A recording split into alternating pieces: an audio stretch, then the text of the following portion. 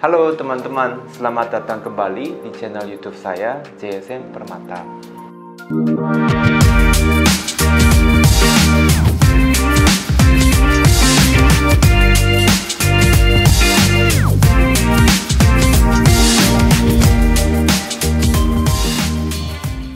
Kadang saya mendapatkan pertanyaan dari teman-teman seperti ini. Bagaimana caranya belajar bahasa Korea ya? Jadi kali ini saya ingin bahas mengenai hal tersebut. Saya ingin berbagi beberapa tips tentang cara belajar bahasa Korea.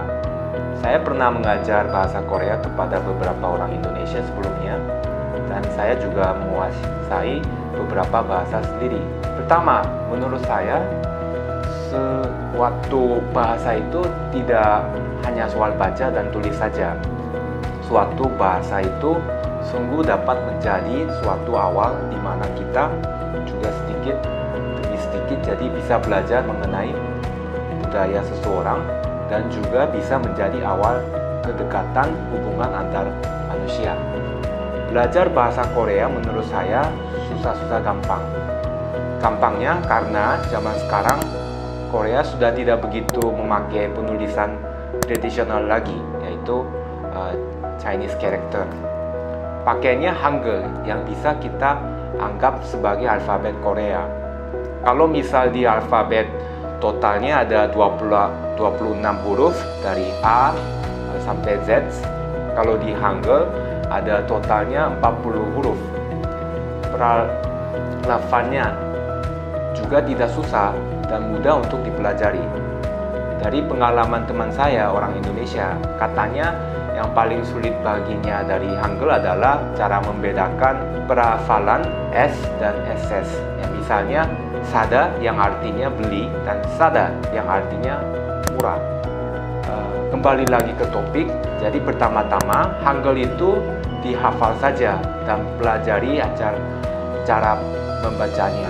Kalau kita sudah bisa hafal dan tahu cara bacanya, kita sudah bisa tuh baca hampir semua tulisan Korea walaupun kita belum tahu artinya. Nah, yang tadi itu adalah gampangnya. Kalau susahnya pada dasarnya ya sama ya seperti belajar bahasa lainnya. Kita harus belajar tata bahasa, memperkaya kosakata, dan dalami cara baca dan tulis yang lebih baik. Seiring pembelajaran mengenai bahasa, tentunya kita juga harus belajar budayanya sehingga kita dapat memilih kosakata yang lebih baik, pemakaian tata bahasa yang lebih tepat, dan sebagainya. Cara terbaik dan tercepat untuk bisa bahasa Korea tentunya adalah dengan tinggal di Korea dan belajar bahasa secara intensif. Ada banyak program belajar bahasa Korea di institusi seperti Universitas Seoul National, Ewha, Yonsei, Sogang, dan sebagainya. Institusi seperti ini biasanya menawarkan kelas bahasa dari pemula sampai dengan tingkat lanjut. Tentu saja pilihan ini tidak selalu memungkinkan bagi semua orang karena ya membutuhkan waktu, biaya, dan juga komitmen. Solusi lainnya adalah dengan mencari tempat les bahasa Korea di tempat teman-teman berada. Atau zaman sekarang banyak juga les dengan sistem online.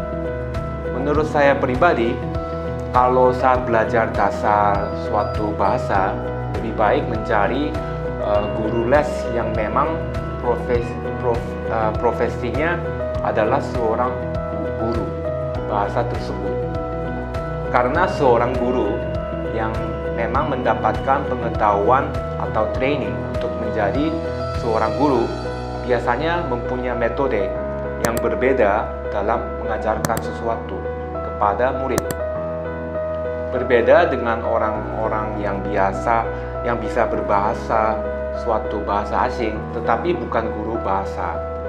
Kalau seorang guru biasanya sudah memiliki suatu materi yang lebih terstruktur dan terarah. Penjelasannya juga akan lebih jelas dan mudah diterima. Jadi proses pelajarannya akan lebih mudah dan lebih cepat.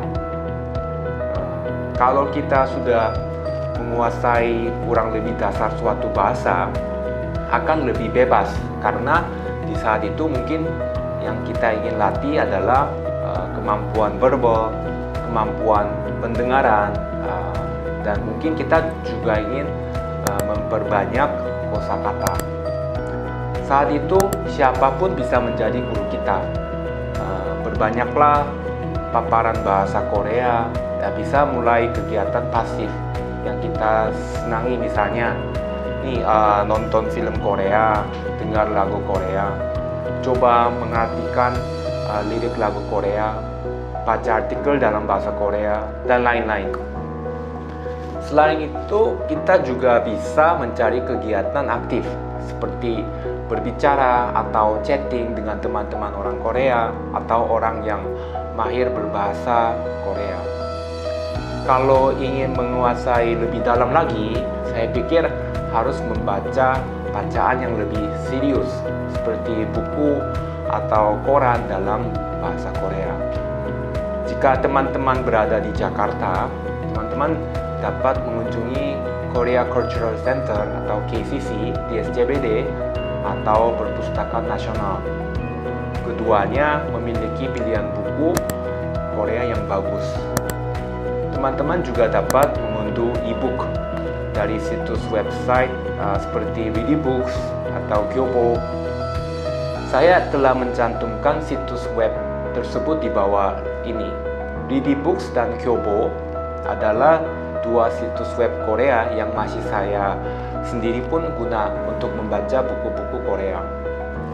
Jika kita memesan versi cetak dari Kyobo, biasanya butuh 1-2 minggu bagi bukunya untuk tiba. Namun biaya pengiriman agak mahal karena mereka menggunakan FedEx dan membebankan berdasarkan berat. Juga terdapat banyak audiobook gratis dan kelas-kelas bagus di YouTube dan Udemy.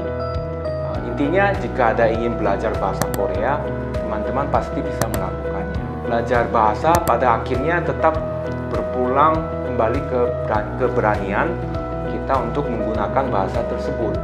Tidak perlu takut salah. Namanya ya proses belajar.